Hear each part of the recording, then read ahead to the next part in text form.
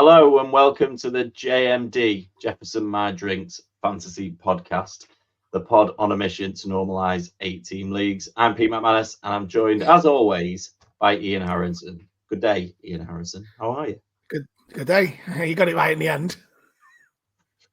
Yeah, I was reading something. Was it obvious that I was reading something as we kicked off? So I apologise. You only know me. You only know me like a decade. Yeah, well, there you go. For those of you listening to us, you can also watch us on YouTube. We have our own YouTube channel. And I mean, do you still call it a podcast if it's on YouTube? I don't know. Maybe we need to rebrand again. But yes, you can watch us on YouTube, and you can also follow us on social. I'm going to get this out early because we usually leave it till the end of the show. At JMD Pod on all the socials, at JMD Podcast on TikTok. But yeah, go over to YouTube and like and subscribe if you haven't already. We appreciate all the support we get from you and all your friends. Yeah, cheers, guys. How was Thanksgiving weekend for you? Do you really want to? I mean, you can't bait me like that. Let's talk about the NFL in general before we get stuck into the Bengals. Did you? Honestly, other than the Bengals, it was a great weekend of football, wasn't it? Yeah. Did you do anything American on Thursday to celebrate Thanksgiving? Yeah, I went for a Thanksgiving meal. Oh, did you? Yeah. Did you? We had wings and wings and pulled pork. Sounds like that's about as American. That's about as American as we're getting. Beautiful. And did you stay up for the late game? Did you make it? Well, I'm going to be honest. I stayed up until I thought it was over, which was about half time, and I was like, the Dolphins are doing absolutely nothing. And then went to bed, and then woke up, and I was like, oh, Tua came out in the second half and performed in it. So it was too little, too late, wasn't it? But the game that really frustrated me, because I watched the start of the Lions Bears, then I went to Old Trafford because that's my other love, and then I came home. And I thought I'm going to get in time to watch at least half of the Cowboys-Giants game. And I got in, and it was 13-7, just at the start of the second quarter. And I was like, this looks like a decent game. 20 points in under 20 minutes. That's more than I expected from the Cowboys-Giants. It then continued to be 13-7 for what felt like 3 hours of my life. It then got to the 2-minute warning, and what felt like 2 hours later, it made it to half time. I was like, that was the worst quarter of football I have watched in a long time. An awful long time. I think everyone was expecting that kind of quality of game from that one, though, weren't they? Yeah, but it was grim. It was really grim. I think after the 2-minute warning, the ball changed hands 3 times, and not through an interception or anything, just 3 and outs. Oh, we'll punt it back to you. I was like, how are you not at least using some of the clock up and getting to the second half? But yeah, terrible game. And then Chiefs Raiders turned into a bit better than expected on Friday. Oh yeah, another sneaky win for the Chiefs. Yeah, it was. They're just getting through, aren't they? It's got 3-peat written all over it, hasn't it? Because they're just squeaking through in the normal season, regular season, and then it comes to the playoffs, and then Mahomes will do what he always does. He just takes off in the playoffs. Yeah, he might, but that O-line is going to have to step up massively between now and January, because he was running for his life. I mean, he had to run 5 steps back on every single play just to get away from Max Crosby or whoever it was on the other side. And he just couldn't stand there for a couple of seconds and make a play. So I know Crosby's a great player, and the Raiders can be a little bit frisky like that, and it's divisional game and all that sort of stuff. But that O-line's got to be a hell of a lot better when they get to January if they're going to hold up. I think a lot for the Chiefs is going to come down to whether they can hold on to that 1 seed, and the Bills are snapping at their heels the entire way. Yeah, they are. Yeah, but did you see? I'm assuming you saw the ending to the Bears game. I didn't know because it was at Old Trafford, so I've heard all about it. And I mean, obviously, Eberflus is gone, which I called in August and said he should have gone. before the season, ideally, and I think they would have been better off. But I believe, from what I've seen or what I've heard of it, it's partly on Eberflus. He's the coach, but Williams made a right mess of it. Yeah, it's like initially I was raging at Caleb Williams. I'm like, what are you doing? You can see the play clock as well as anyone else because it's right in front of you at the other end of the field. You know exactly how long's left on the play clock. But Eberflus should be down there screaming timeout as well. So it's on both of them. Yeah, and let's face it, they're not going to, they can't sack Caleb Williams, can they? So they're always going to. No. If you're going to react to that, you're going to get rid of Eberflus. I do find it interesting. I do find it interesting the teams that there's some teams who are going to change coaches. Like I cannot see Doug Peterson being there at the Jags at the end, but it's almost as if they've gone. We're just going to wait until the end of the year and then we'll make that decision on. Is it what do they call it? Black Monday or whatever at the start of the year. Yeah, Black Monday. Yeah. Yeah, and those coaches those teams that just go, no, actually, we're going to make that decision now and just get rid of you. Yeah, I mean, I don't think there's any benefit in waiting until Black Monday. It's not working. Like Eberflus, it's not been working for Eberflus all season. I know he had the reshuffle and he got rid of the offensive coordinator, brought in someone else, and things have improved. Caleb Williams has been fantastic the last 3 weeks. It pains me to say it, but he's been absolutely fantastic the last 3 weeks. I think he was in the top 10 QBs this week. He was QB5 on the week, and he's been in the top 10 the last 3 weeks. So, like, they were moving in the right direction. The offense was finally getting going. Like, DeAndre Swift's production has dropped off as a result, which is unfortunate for me and all of my fantasy teams. But Caleb Williams was looking decent again, and then Eberflus has gone and done that, and then who they're going to bring in, like the offensive coordinator that they employed 3 weeks ago, he's now head coach temporarily. So he might be the shortest tenure of an offensive coordinator probably ever in the NFL. He's climbing the ladder quickly, isn't he? What was he before offensive coordinator? Like water boy. Just like, God, give it him, keep moving him up. Yeah. So he's the owner. Yeah, there's no glass ceiling at the Bears. So no. Anyone can have it. Just keeps moving up. But then, speaking of records, Josh Allen becomes the only player ever to rush for, pass for, and receive a TD in the same game. So, I haven't really looked into this, and I'm hoping you can explain it to me. That play, which is class, by the way, the one to Cooper, and then he gets it back. How many fantasy points did he score for that? What does that go down as? Well, you get 6 for a touchdown, and then however many yards it's the yards plus where he caught it from. He doesn't get the throwing element. But you'll get the throwing yards as well. So whatever points you're playing per passing yard, he will get the passing yards to Amari Cooper, and then he'll get the rushing yards from where he caught the ball. So it's not he doesn't get the throw. Okay, he doesn't get a throwing touchdown to go with the rush. That was the bit I was like, everyone was. I heard a few people raving about it as if he'd like somehow managed to score double the amount of touchdowns, and I was like, surely that only goes down as a rushing touchdown. But he had a great game. It went down as a receiving touchdown because it was a pass play and he passed the ball.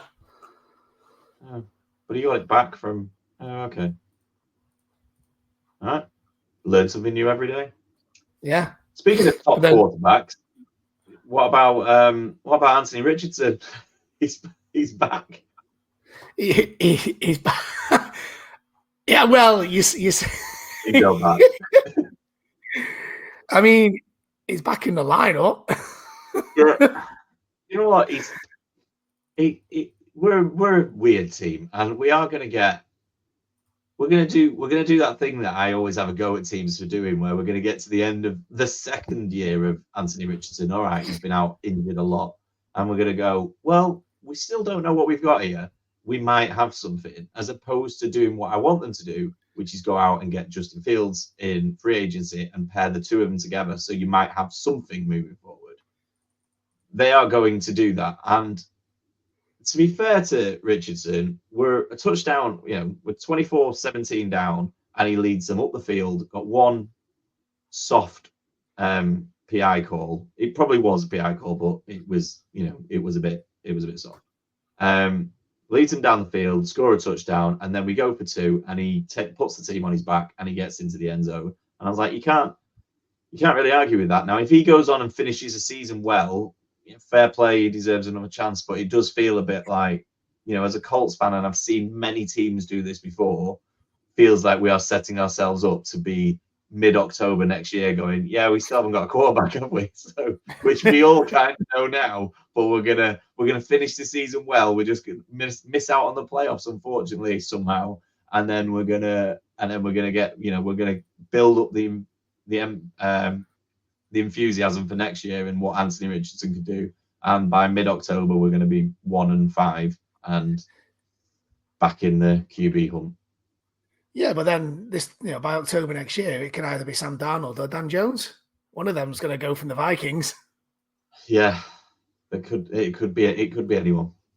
No, but what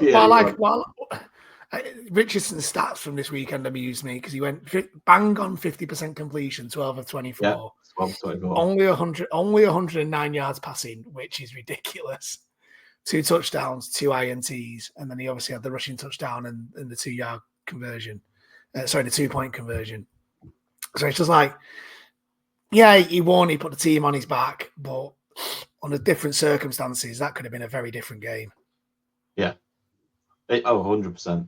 While we're on the subject of second-year quarterbacks, I'm going to apologize for something I've said previously on this, and I'm going to step back from my Bryce Young is never going to make it. Yes, I like this because he's played well the last couple of weeks, and because he was one of the 3 games on the late window, I saw a lot more of it, and he made some lovely throws on Sunday. There was one he was running to the right, and I think it was Sanders just sort of went, and it was just like, I'll just chuck it 30 yards downfield on a plate for him.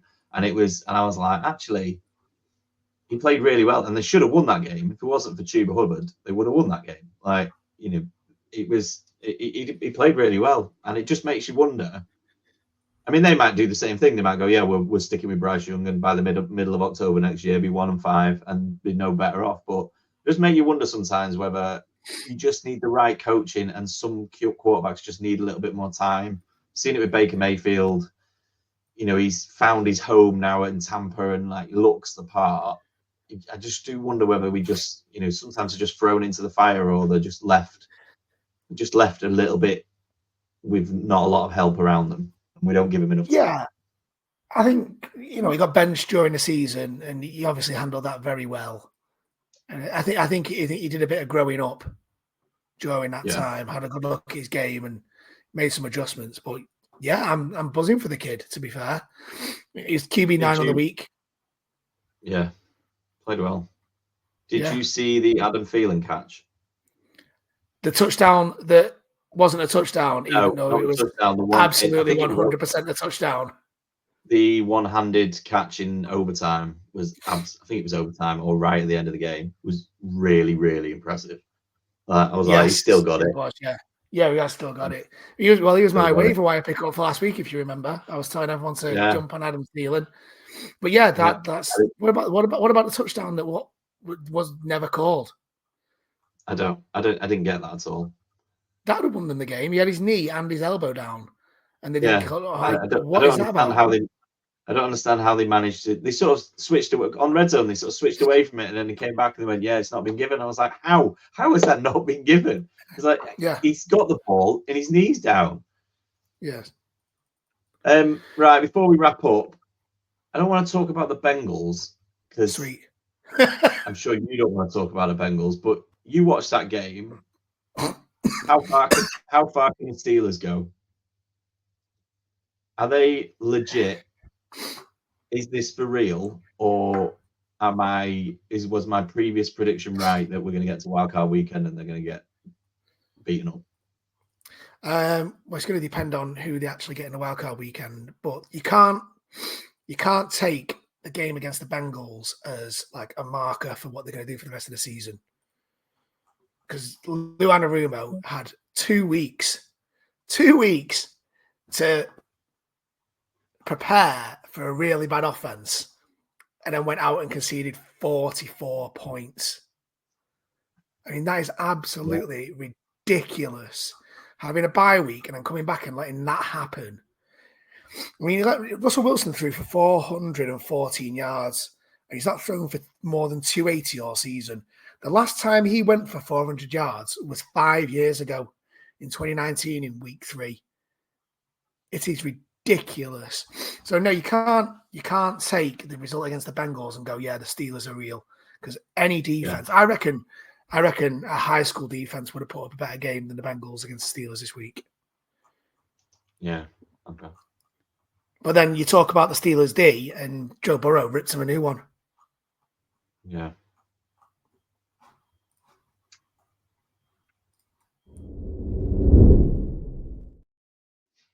Which we need to touch on later as part of my selection nightmare. So, because that leads into my selection nightmare later, so we'll come back to that. Who are your heroes? I know you've secured a few playoff places this weekend in various leagues. Yeah.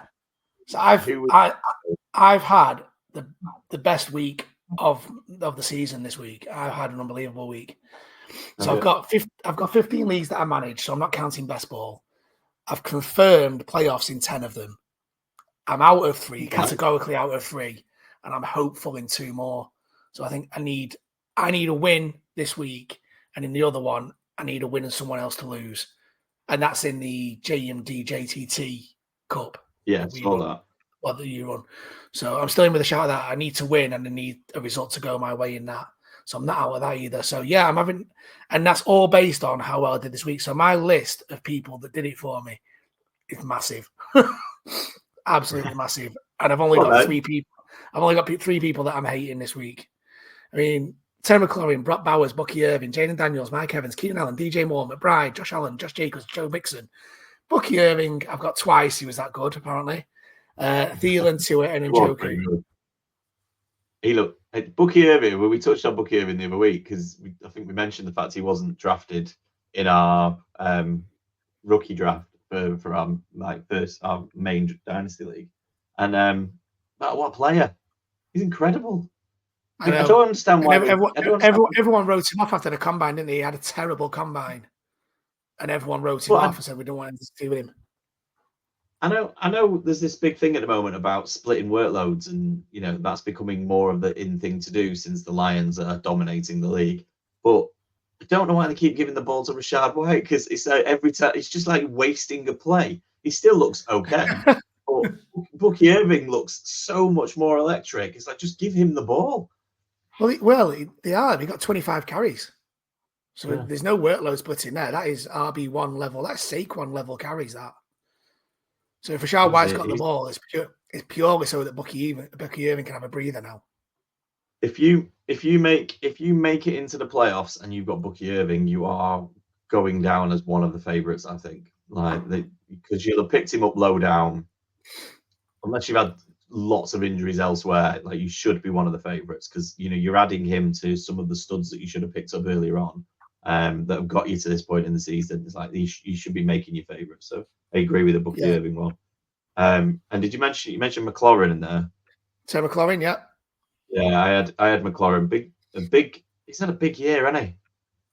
Yeah, he has. He's having a great year, Terry McLaurin. He is wide receiver 4 on the year. 4 in PPR. He's up to 4. 9 touchdowns on the year. Yeah, he's having a better year than CD Lamb, Drake London, Garrett Wilson. He's having a great year. Yeah, he's been good. He that game was. I mean, obviously, as soon as they go 3 touchdowns up, they stop paying a lot of attention to it on red zone. But I'm like, they were 3 touchdowns up within about 12 minutes. I was like, this is ridiculous. No one thought the Titans were going to go in there and really destroy the Commanders or anything. But this game's absolutely nuts. And obviously, Jaden Daniels benefited off the back of that as well. So a big week for him. I put Tua on my list because he helped me get into the dynasty, and we touched on it in the last quarter. I went to bed thinking, well, he's not had a great day, and then I woke up and he's gone for 365 yards and 2 touchdowns. So incredible. He's over the last few weeks. They're really, I mean, considering we thought he might not come back, they've really started to put it together over the last few weeks, and it's just it's just going to be too little, too late. I think they're going to finish the season well, but at 5 and 7, unless they win out, unless they win the last 5 games, I just can't see a way that they make the playoffs. So it's all going to be in vain a little bit. But he's not using Waddle that much. I mean, Hill scored a touchdown, but he's not using Hill that much. It's all Achan and Johnny Smith again. Johnny Smith, he's getting ridiculous now. The work that Johnny Smith is getting is stupid levels. But I think that the Dolphins have had about as good a year as you can have, given the fact that you've now had Tua for most of it. Yeah, true. I think Devon Achane, while we're on the subject, has become the most efficient, has become the best scoring running back that doesn't actually run that much in fantasy football. It's just like 8 catches every single week. Yeah. PPR, and it's like, if you got him in PPR, it's like you can just pencil him in for double figures because Tua is going to throw 8 screen passes or dumps over to him anyway. So all the yardage and potential touchdowns are just bonus. It's like, it's unbelievable that he's just getting 7, 8 catches every single week. As a running back, you can't ask for any more than that in a PPR league. Anyone? Well, go on then. Give us one of the ones that you're not enjoying this week. Breece Hall, your mate. Yeah. 12 carries, 60 yards, two fumbles. Yeah, the fumbles weren't great. Losing a fumble's not great. I mean, 60 yards on 12 carries is 5 yards a carry, but yeah, it's good efficiency. But they're so painful to watch. The Jets, really painful. I mean, having seen them live this year, I don't know how Jets fans are doing it. Like, it's just Aaron Rodgers is done. He's not. Yeah, yes. He's not. They need to move on. What about you? Who's on your list? Breece Hall was at the top of my list. So, no, do you know who else was on it? In terms of, and this links into Aaron Rodgers, in terms of quarterbacks who are struggling off the back of Achilles injuries. Kirk Cousins had an absolute nightmare on Sunday. Stinker. He was terrible. Yeah, I needed him in one of our dynasty superflex leagues, and he was 24 of 39, 245 yards, and 4 interceptions. No touchdowns, but 4 interceptions. Like, he literally cost them that game. And now there's the talk of Penix coming in and making a change, and I was just like, we're so far removed. It's funny how things change in the NFL, because it doesn't feel like 4 or 5 weeks ago that he had that 500-yard game on Thursday Night Football and threw for 4 touchdowns, and it was like, oh, Kirk Cousins is here and the Falcons are flying and everything's going to be okay now. And yeah, we are way gone from that. They are struggling severely. Yeah, but I don't think they're going to bench him for Penix. Like, they're giving him $200 million over 4 years. Like, there's no way they're going to eat that.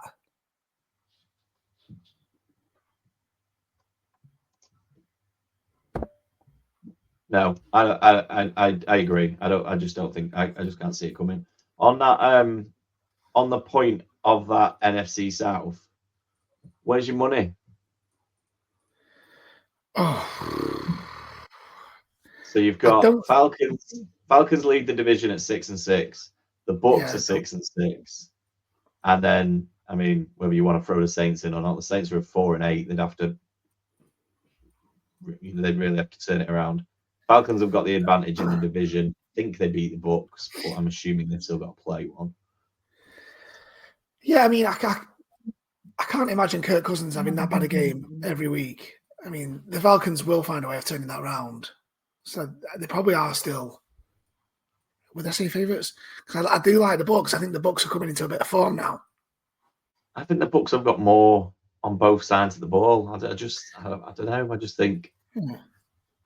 I mean, aside from Bijan Robinson, who's just an underrated superstar at this point, because he just puts up big numbers every week, does exactly what he's supposed to do, looks like a player, and nobody really seems to say anything about him. He never gets any MVP or Offensive Player of the Year chat or any of that. He's just putting up numbers, and nobody seems to comment about it. It's really weird. But aside from him, Drake London's been in and out. Kyle Pitts is just a roller coaster that none of us want to be on anymore. I just don't know. Cousins, the whole point of that was Cousins was supposed to come in and be the Vikings Cousins that he was and get that whole thing moving. And it hasn't the last few weeks. Whereas Baker Mayfield looks like, with Bucky Irving and Rashad White and everything else, now they've got Mike Evans back. Cade Otton's having a good season. Feels like the Bucs, I give them the advantage slightly. Yeah, I'd probably lean towards the Bucs. But I saw a stat about Pitts yesterday. At the Falcons, he has got his fifth most in targets. So he's getting out targeted by Bijan Robinson. He's getting out targeted by Drake London. He's getting out targeted by Darnell Mooney. You can probably accept that. He's being out targeted by Ray McLeod. I mean, why? Why is Ray McLeod getting more targets than Kyle Pitts? This is not the first coaching staff to do that, though. So there's clearly Kyle Pitts is just not going to be the player everybody thought he was going to be at this point. But the old coaching staff utilized Jonnu Smith instead of Kyle Pitts, which, last year we were all raging about it. This year we kind of get it based on what he's doing over at Miami now. This year there's no Jonnu Smith, and they're still not throwing it to Kyle Pitts. So is he the guy that he was bigged up to be when everyone drafted him? I don't think he is. I said it the other week as well. I said, next year, I am not having Kyle Pitts in a single one of my teams. No. Even after week 4 when he goes for 30 points and I try and trade for him. Yeah. Kyle Pitts is one of those players where he's just going to do nothing for the next few years, and then he's going to have half a season at some point.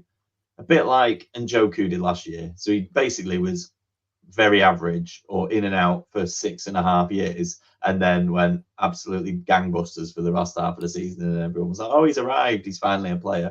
And then this year he's been up and down again. Had a really good game last night, or an Evan Ingram, or probably Jonnu Smith, or what. He's just at that level for me. I think that's it. I think this was his big chance. There's always been, he's not had the quarterback, he's not had the right coaching staff, and everything else. It's like everyone agreed coming into this year that he had everything around him. There was talk of him being injured last year. He's not, he was in the best shape of his life and all that sort of stuff going into this season, and it hasn't happened. And I don't think anybody, I'm with you in that you will really have to. I can't imagine any scenario where I draft Kyle Pitts next year. I've been burned too many times. And I think in our 8-team leagues that I think there's going to be a few where Kyle Pitts goes undrafted. Yeah. And then there's much better options out there. It'll definitely be last round. Somebody takes a shot on a second tight end or whatever. But I agree. In 8-team leagues, I don't think he's definitely not top 8 anymore. And I think he's struggled to even break the top 12. Especially when you've got players like Jonnu Smith and Brock Bowers has obviously come in and made an impression for himself. So yeah, I'm out on Pitts. Yeah. Anyone else you want to mention before we move on? Yeah, CD Lamb, shocking. 2 of 6, 39 yards. Yeah, okay. I mean, it's still not great. I feel like I need to defend him. He had an absolutely awful drop. Quinton Johnston level drop on Thursday, and I was like, "What are you doing?" Oh, we didn't mention it. We didn't mention it last week, but Christian Watson dropped another long bomb 2 weeks ago. Christian Watson doing Christian Watson stuff. Yeah. And we didn't mention it last week, and we should have mentioned it. But then I've got one more, and it's Calvin Ridley, 2 of 7 for 45 yards. And, you're only playing Calvin Ridley in a deep league, if we're honest. But he's had a few good weeks. He has had a few good weeks.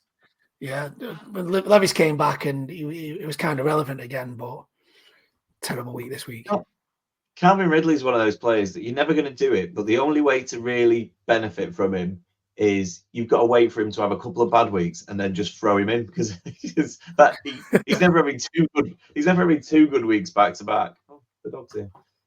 He's never having 2 good weeks back to back, so you've got to wait for the bad weeks and then have the balls to go right now. I'm going to put him in because he's due a good week, and just nobody does that. So you're never going to benefit. Yeah, you might be better off putting MVS in or Nick Westbrook-Akine. Yeah, the touchdown machine. Yeah.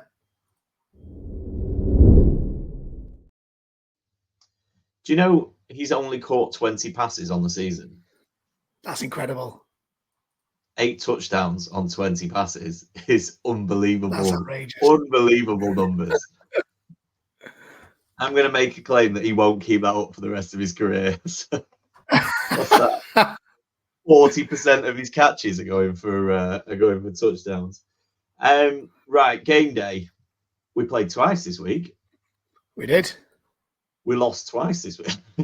We did. So H gave me Jahmyr Gibbs as captain in the Thanksgiving game that we played. Long and short of it is we finished 26 out of 56. Not a terrible performance, but it all came down to the fact that H picked Gibbs as captain, and he had one of those games that just wasn't great. So he got 10 points and doubled up to 20. Yeah, H, what are you doing? It's not like Pete asked for the Gibbs. Absolutely shocker. It's not like I told him to give me Gibbs. It was that was a shocker. And I mean, some of my picks, I took some gambles elsewhere that didn't really pay off. I picked Roma Dunze, and had I picked any other Bears wide receiver, we probably would have been in the money, but we weren't. So, and then I gave you Cooper Kupp for Sunday, which I haven't seen the numbers, but I'm guessing was even worse of a captain pick. Well, 3 receptions for 17 yards for 9.4 points. That's after you double it. But then I didn't help myself because I thought I was being clever by playing Taysom Hill at quarterback. I mean, he got injured. He only got 9.7 points. I got my running backs right, though. I mean, I got Chase Brown, 19 points. Brian Robinson Jr., 17.9. I got Devontae Adams and Lab McConkey, 20 and 17 points. But then A.D. Mitchell let me down, 0. Yeah. And and Hawkinson 5.8.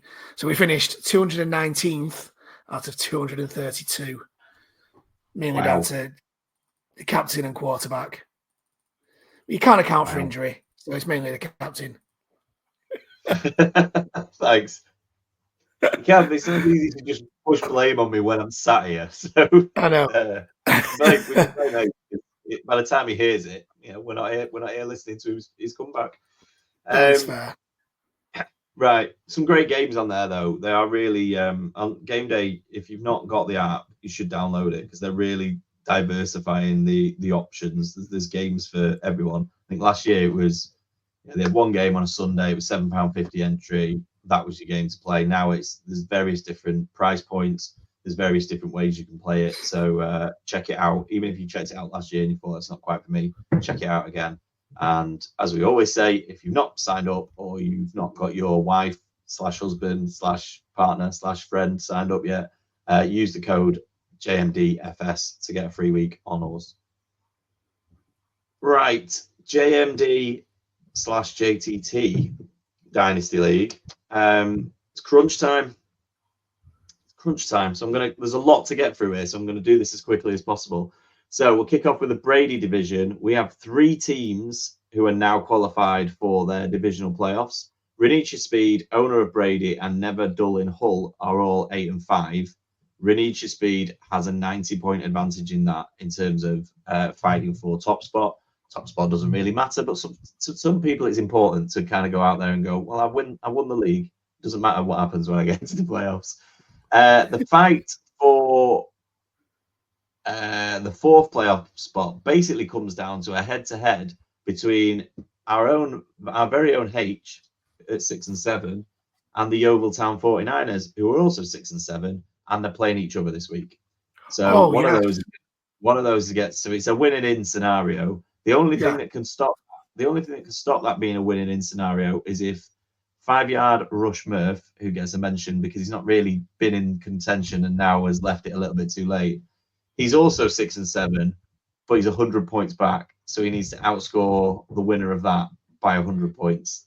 So it's unlikely, but we thought we'd give you a shout out anyway because you put on a bit of a run towards the end of the year. So yeah, that 4th place comes down to H or the Yeovil Town 49ers. So good luck to them. In the Elway division, we have 4 teams at 9 and 4.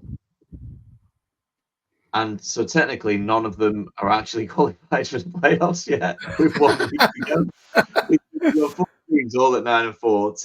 Team DS Liddy 92, Team 89 Monday, the Final Boss, and Team Suarez Power. And then below them, you've got Pestle at 8-5. But Pestle has a better points total than at least 2 of those teams, or 2 of teams, and he's within 30 of the other 2 teams. So if he goes out and has a big week, he can potentially knock any one of those out of the playoffs. The mix in that, obviously 5 teams, someone's got to be played. The Final Boss and Team Suarez Power are playing each other, so those 2 are the teams with the lowest score. So the team that wins that will definitely be in the playoffs. The team that loses that game is in grave danger of missing the playoffs at 9-5. Wow, which is absolutely nuts. So that is tight. Yeah, I feel that pain because I'm in that same situation in another league. In the Manning division, it's all sorted. We know what our playoffs are. The last Waltz are 11-2, so we've got back to winning ways this week. Team Mungry Paglo is 10-3. I am 9-4, and then Can't Buy a Win is 6-7, which is more than enough to make the playoffs in our division. So you've got a bit of a fight for top spot, but it looks like it's going to be the last Waltz, and then we're all having a week off until week 15 in the playoffs start. And then finally, in the Merino division, we've got Dynasty Cowboys pretty much wrapped up top spot at 11-2. Team Dynasty Island pretty much wrapped up second at 10-3. And then it's going to be 2 of the final 3 teams who are all playing different teams, so anything can happen. 7-6, we've got Sherlock Mahomes. 6-7, we've got Surviving Taysom Hill. And 6-7, we've got Ian's very own Welcome to the Jungle. So you need a win, and you need Surviving Taysom Hill to lose, or you need a win, and you need Sherlock Mahomes to lose, and you need to outscore them by 47 points, which is tough go. Yeah, so I need to beat Team Drift Edge, and I need Rich from Dynasty Island to do me a solid and beat Taysom Hill. Sorry, Taysom Hill, but I need it. Technically, Team MKC Papa and the boy are still in it mathematically, but they'd need 200 points more than whatever Surviving Taysom Hill scores and results to go their way. So unfortunately, it's all eyes on the toilet bowl and next year. I'm not going to go through all of the scores this week, but I was just going to mention that the Dynasty Cowboys in your division scored 200 and 200.14, which is the 3rd week on the trot that he's hit the 200 mark. Oh, that is pretty good scoring. And as I've said to you in one other division, that's like because you're doing that in one of our divisions in terms of top scoring. That's either makes you unbeatable going into, or makes you the one to stop at least going into the playoffs, or it means you peaked too early. So we were, only time will tell. And a big shout out to Team Pestle as well, who top scored this week with 212 in the Elway division. So a massive week for them, which, as already discussed, kept him or put him right in the playoff hunt. Just needs a win this week to then squeeze into the playoffs at the last minute. Which leads me nicely on to the Dynasty Champions League. I got knocked out by Team Suarez Power. Team Pestle is out. No, sorry, that's not wrong. I've just told you he top scored. He couldn't be out. Team DS Liddy are out. Team Pestle and Team Monday are out. Owner of Brady's through. Sherlock Mahomes are out. Team Mungry Pablo's out. And the last Waltz are out. So the last 8, on one side of the draw, we've got the number 1 seed Dynasty Cowboys played Team Suarez Power, who the 9 seed. We've got Team Pestle as the 12 seed playing Owner of Brady as the 13 seed. And on the other side of the draw, we've got Team Dynasty Island as the 2 seed against the Final Boss, who is the 7 seed. And then we've got Renisha Speed, 11 seed, against Never Dull in Hull. Congratulations, lads. You are, and lasses, potentially, you are the final 8. Well done. That was a lot to get through. Yeah. It is. I hope Dynasty Island gets through in the championship, because that means he's had a good week and probably done me a solid in the division. Yeah, I will. I've updated the image. I will put that in all of the groups so everybody can see if they didn't follow my ramblings from the last couple of minutes. But yeah, I knew when we set this league up and we started doing updates that this was going to be where it got complicated and there was a lot to go through. But next week we can just quickly run through the divisional semi-finals as we get into the playoffs, and we'll obviously be on the semi-finals of the Champions League as well. So yeah, congratulations to everyone. We've got a couple of minutes left in the quarter. So waivers, who are you looking at? Yeah, I've got two. Have you got any? Well, Jordan Mason was top of my waivers for about 5 minutes yesterday, and I was feeling really good about myself because I'd already brought him in a couple of dynasty leagues, thinking ahead to next year, because he's out of contract in the summer. So he's out of contract at the end of the season. And I thought he's done enough to get himself a job. I'll bring him in. And then when McCaffrey got injured, I was like, oh, here we go. This is going to work out really well. And then 2 minutes later, he's out for the season. So I was like, so Guerrero seems like an obvious one to me. Yes, yeah, he absolutely is. He's the only running back they've got left, so he's gonna get all the work. So haven't they got another lad? They have, but he's also injured. I can't remember who it is, but he's injured as well. Elijah Mitchell. I thought they had someone else. But yeah, Guerendo's gonna, and Shanahan's proven he can do that with me or you. Like, I feel like he can get ridiculous. I feel like he can get some sort of. He's never had a running back where you've gone, oh, he's just not getting the efficiency. There's something about the way that team works and the way they draw the plays up. So Guerendo's definitely on the list, I think, for this week. Yeah. In terms of other waivers, it's difficult finding people to target this week because he's got 6 teams on a bye with Ravens, Broncos, Texans, Colts, Pats, and Commanders. So there's a few teams there where you are likely to have multiple pieces of those offenses. But I've got 2 Moores. David Moore at the Panthers. Okay. Who had 10 targets last week, 9 targets this week. And it goes back to Bryce Young looking good again after being benched early in the season. Now, it's not a great matchup for David Moore this week against the Eagles, but he does have games coming up against the Cowboys, who we know are terrible at defending the pass, the Cardinals and the Bucs, and they're all going to be in the fantasy playoffs. So if you get him this week, he's going to be useful at crunch time if that volume continues. Yeah. And then the other Moore is Elijah Moore at the Browns, having a bit of a resurgence under Jameis. Last 5 games, he's gone for 12, 9, 8, 5, and 14 targets. So over the 5-game span, he's averaging 9.6 targets a game. Jameis is airing it out. He had 50-odd passing attempts the other night. So he's giving plenty of targets out. I wrote his name down because I was like, he's not going to be owned in a lot of leagues, especially single quarterback leagues. But I was like, if you look at your quarterback and you're like, I'm just not convinced, and you really need a shot over the next week or potentially 2 weeks in our league to make the playoffs, you could do worse than Jameis Winston because he will just. I mean, last night was a prime example. I've not watched the highlights, but you just look at the box score. It's like 4 touchdowns, 3 interceptions, a gazillion yards. It's like he will. The thing is, the more interceptions he throws, the more he will have to throw the ball. And it's almost as if they're just going, go and play, go and do whatever you want to do, and he is just going to air it out. Yeah, I mean, he's at least making the Browns look fun and interesting. They're a team that you actually, you might want to watch now. Whereas under the Sean Watson, you have no interest. But if James is airing it out, he's sending it to Jerry Jeudy, he's sending it to David Njoku. The defenses can't cover everyone, and Elijah Moore's getting a lot of 1v1 opportunities. Yeah, it's nuts. It's nuts that it's 2024 and we're talking about Jameis Winston and Elijah Moore. Elijah Moore, great pickups in fantasy. But it is the Byemageddon.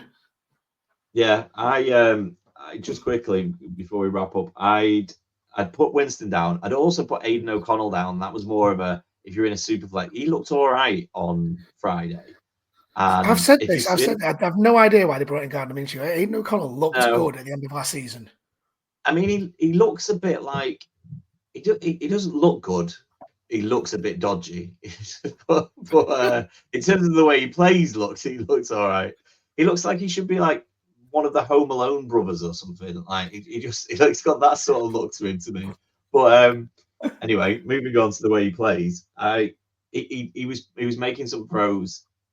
They've got a softish schedule the rest of the way, and I mean, no one's bringing Aidan O'Connell in to be their starting quarterback in a single quarterback league. But if you're in a superplex and he's out there, he might be worth adding ahead of the playoffs. If he's not already picked up. And I just wrote 3 names down at wide receiver. One of them we've already mentioned. You mentioned last week in terms of Adam Thielen. These are people who are still not owned in every league. MVS, it's hit and miss, but at the moment it's hitting. And Nick Westbrook-Akina is still unowned or unrostered in so many leagues, in at least 30% of leagues. I think I saw on Sleeper. So I was like, somebody's got to pick. If he's available in your league, you might as well pick him up, because if you need a wide receiver to start, he's probably going to catch a 70-yard touchdown. So you can think of worse ways to go than Nick Westbrook-Akina.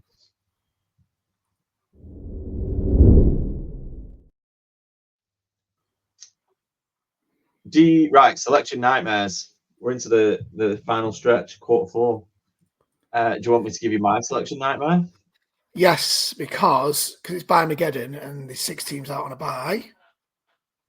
All of my teams are pretty much picking themselves this week. Well, lucky you. Right. So I've got a problem at wide receiver in our PPR main home league, or whatever you would call it. I'm going with Kyler over Herbert this week, because Herbert upset me at the weekend and he's playing the Chiefs. So I feel like Kyler's floor is probably a little bit higher at home to the Seahawks. And I'm just riding Kyler for the last 2 weeks of our regular season. So Kyler's the decision. Yeah. Well, this is it. I'm either in on Kyler or I'm not. So this week, now I've decided I'm in. So Kyler's going to do it for me the next couple of weeks. He's going to have a big game on Sunday. That's my prediction for this week. Kyler scores 30 points in fantasy. And to do that, he's going to have to use Marvin Harrison. So Marvin Harrison's in at wide receiver. But I've also got CeeDee Lamb. So I'm not taking CeeDee Lamb out. Not when he's playing your lot and you defend like a bunch of absolutely, yeah. Yeah, so that leaves me with 2 slots left, and I've got 3 wide receivers. So I was going to play DK Metcalf at the Cardinals. Turn into a bit of what I'm hoping turns into a bit of a shootout. It didn't last time. And Devontae Adams at the Dolphins, because apparently Aaron Rodgers only sees Devontae Adams. However, I've got Jerry Jeudy, and after last night, and this does feel a little bit like I'm chasing points, but after last night, to not consider putting Jerry Jeudy in seems a little bit daft. So I need to pick 2 of those 3. So it's Metcalf, Adams, or Jerry Jeudy. So this goes back to your point in quarter 1 when we were talking about the Steelers defense, wasn't it? Because it's Jerry Jeudy against the Steelers, if I remember correctly. It feels a bit like chasing points. However, let me give you Jerry Jeudy's points for the last 5 weeks. 12.9, 14.3, 26.2, 14.5 in the snow against the Steelers, and 40.5 yesterday. So he's hit 12 points as a minimum on every single one of his last 5 games, because he's getting the targets. And as we just talked about, Jameis Winston's throwing it. My question is, can I trust him at the Steelers, or should I just stick with the other options? So just remember the other options again. It was DK at the Cardinals and Devontae Adams at the Dolphins. Right. So Devontae Adams is absolutely locked in. Okay. For the aforementioned reason, the Aaron Rodgers, I think he knows his time's coming to an end. The Jets have told him his time's coming to an end. He doesn't want it anymore. He said himself he wants to be going somewhere else. I think he feels a little bit guilty that his mates come over to follow him and he's not staying. So he's just trying to make Devontae Adams. He's putting Devontae Adams back in the shop window, essentially. Yeah. He owes him one. Is my theory on what what Aaron Rodgers is trying to do with Devante now. He's trying to put him back in the shop window to make up for the fact that he's come all the way to New York and Aaron Rodgers isn't going to be there next year. Might not be there by the end of the season. So Devante Adams is locked in. He's going to get 15 targets this week. Okay. I don't disagree with you. It's up to you who you pick for my selection nightmare. But my only concern is he had 12 targets on Sunday and he caught 5 of them. So, because Rodgers isn't very good anymore. So just because he's targeted doesn't mean he's going to be able to catch him. That is very true, to be fair. Yeah. I'm just throwing that in as a wrinkle to your point. Yeah, I mean, that's fine. But then Jameis throwing it to Jerry Jeudy. Jameis isn't known for his accuracy. No, true. Good point. That's a fair counterpart point. As we saw the other night, like what he lacks in accuracy, he makes up for in volume. Yeah. But and then but yeah, I would go with Jerry Jeudy over DK Metcalf at the minute. Yeah. I brought DK Metcalf. I traded for DK Metcalf on the basis that I thought he had a big game in him. And so that's the bit that terrifies me about. What terrifies me about leaving him on the bench is actually that I was right and he's got a big game in him and he has it on Sunday and I've left him on the bench. But he doesn't look like it. It looks like it's Jackson Smith and Jigba's team all of a sudden. Yeah, well, they got Jackson, like he's a top 10 receiver this year. We said it last week, didn't he? He's surprisingly in the top 10, and he's outpacing DK Metcalf by a fair bit, really. Yeah, but I think the surprising thing is that we all thought he could be better than he was last year, and I think we all thought he would have a step up a little bit, and Tyler Lockett would take a step back. The bit that's surprising me is he's outscoring DK Metcalf. I still thought Metcalf would be the number one choice in the offense, and it doesn't seem to be that way. So I seem to have traded for Geno Smith's second option, which, when you put it like that, doesn't really make it sound great. But it's a shame because I really like DK Metcalf. I think he's an incredible player, incredibly talented guy, absolute beast of a man as well. And I think he's better than what he's putting up. I just think the opportunities are now going more JSN's way. So I would go with Devante Adams and Jerry Jeudy. Are the Cardinals at home against the Seahawks? Yes. Didn't you make the point the other week that the Cardinals D at home is very good? Yeah, but I'm hoping this turns into a shootout because if the D is really good, that doesn't help my Kyler and Marv point either. So no, it doesn't. I'm hoping. But they don't really concede at home, do they? I think is the point. No, they've had 3 very good weeks at home. So yeah.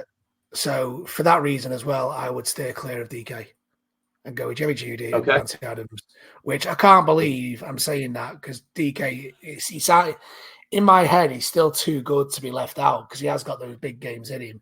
Yeah. And you're right, he probably will have it this week because you benched him. Yeah. Well, you've just benched him. It'll be your fault. Well, I've benched him for you, yeah. Just so we're clear. Just so we're clear. It'll be your fault. On to, right, if you've got a selection nightmare that you want us to have a look at, drop us a note on social. Ian did put a note on social, but nobody replied to him. So he left it late, to be fair. On to better things. So we had 2 separate 3-team bets last week. We had the Thanksgiving game, and then we had the Friday, Sunday, and Monday. And I went to put that on, and all of those teams were pretty favoured. So I decided that we would just put them all into one big 6-fold rather than doing 2 separate 3-folds. Right. And you say, oh no, but all 6 of them won, so it's all good. So we had the Lions, Cowboys, and Packers on Thanksgiving, and then we had the Chiefs, Bills, and Broncos. So I mean, it's still only turned £5 into £25, but it's like there's a £25.58 profit or £20.58 profit for the charity of our choice at the end of the season. So we were due a win, and we got it finally. So in a 6-fold, that's how good we are. And I believe you were saying earlier you went 16-0 in your predictions. I did in the Matt Cullen JTT Pick'ems. I went 16-0, so I had a good week there. Are you in the running to win that? I am tied 32nd. How many points back are you? Keep talking. That's what matters. I'll have a look. That's what matters. It's not. Yes. Oh, I'll tell you what. In the one best ball that I am still in, that I'm doing quite well in, I got a good game out of Marvin Mims last night, so that was a bonus. I thought it was done for the week on like 228 points or something, and then Marvin Mims pops up with 19. So I was like, oh, that's come from nowhere. Yeah, that helps me. So I am 8 points off the leader. You're going to need a couple more 15, 16 pointers, but yeah, I need a couple of contrarian picks, don't have to come in really. Does that just run for 18 weeks, or is that through the playoffs? Yes, 18 weeks. Right, so it runs to the end of week 18. Yeah, just the end of the regular season. 5 weeks to go. Okay. Right, so this week we need to predict.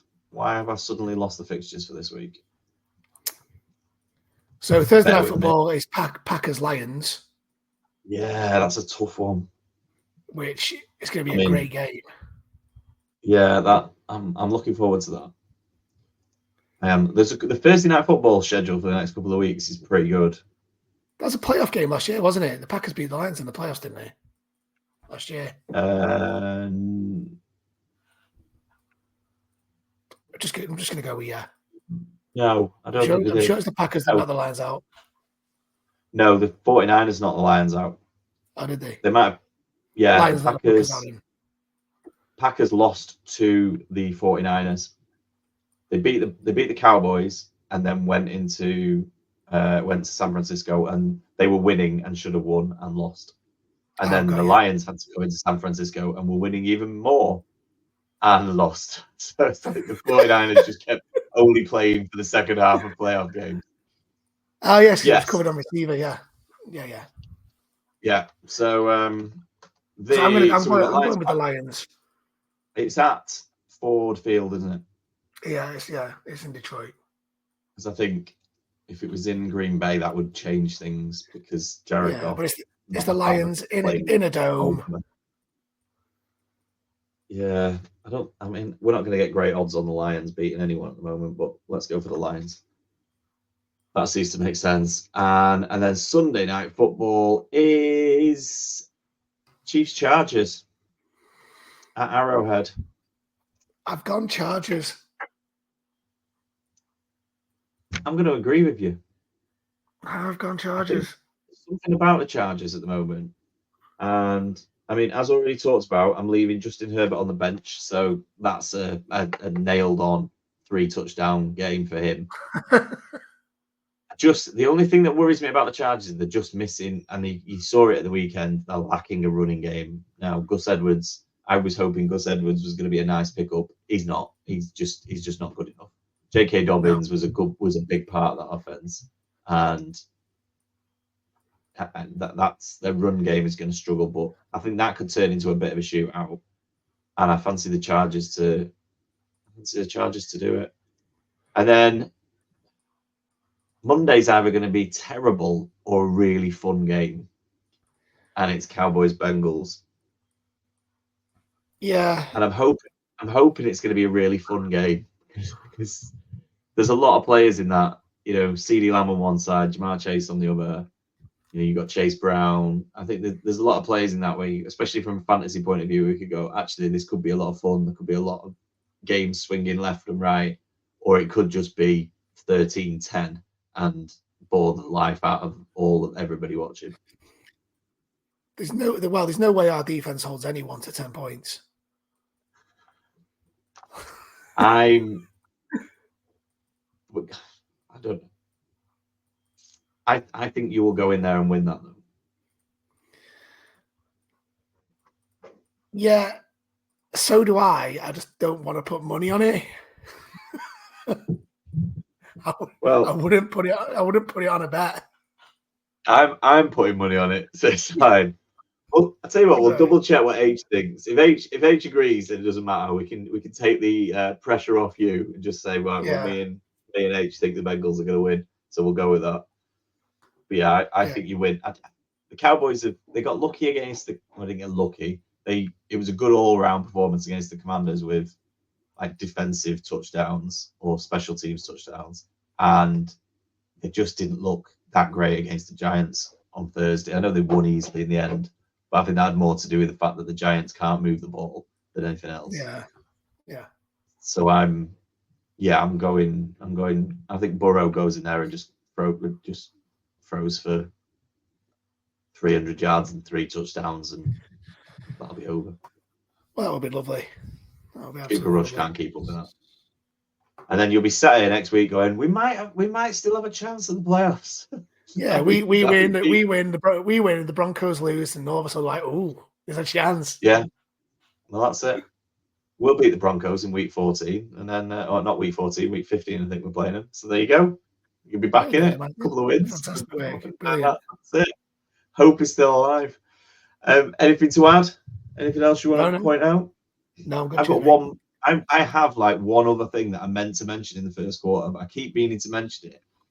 And this is this is something that started bugging me a lot over the last few weeks. I think teams, and it's all to do with fantasy football, and it's a completely fantasy football led thing that I think normal NFL teams should be made to do, is if you've got 2 running backs, their numbers should have to be significantly different for the viewing public.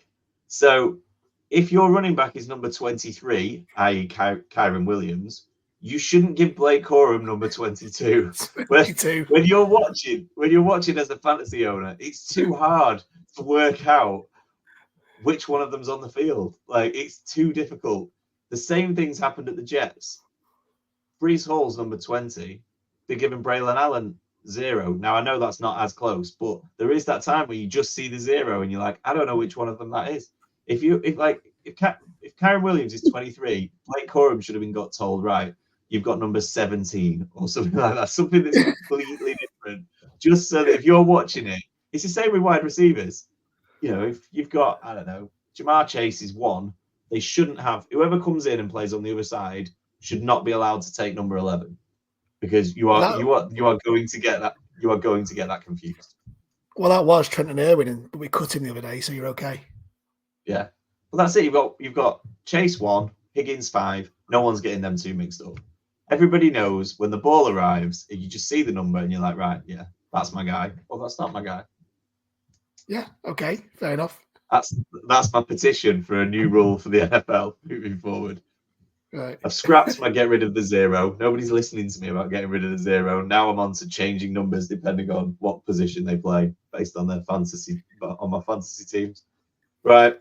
That's it. We've already given out the socials. Thanks as always for listening. Tell your friends. We appreciate the support. We are growing this thing slowly, and it's like I say, we do really appreciate the support that we're getting from everybody who knows us and everyone who's listening. So keep that up, and we will see you again next week to talk about how many of those playoffs we both made it into.